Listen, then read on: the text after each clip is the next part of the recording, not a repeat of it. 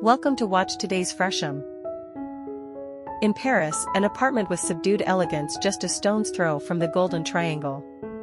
Elegant yet contemporary, subdued, full of precious contrasts and rich oppositions, it is a pied-à-terre between Paris and Milan, classicism and modernity that Cann has created behind the Champs-Élysées.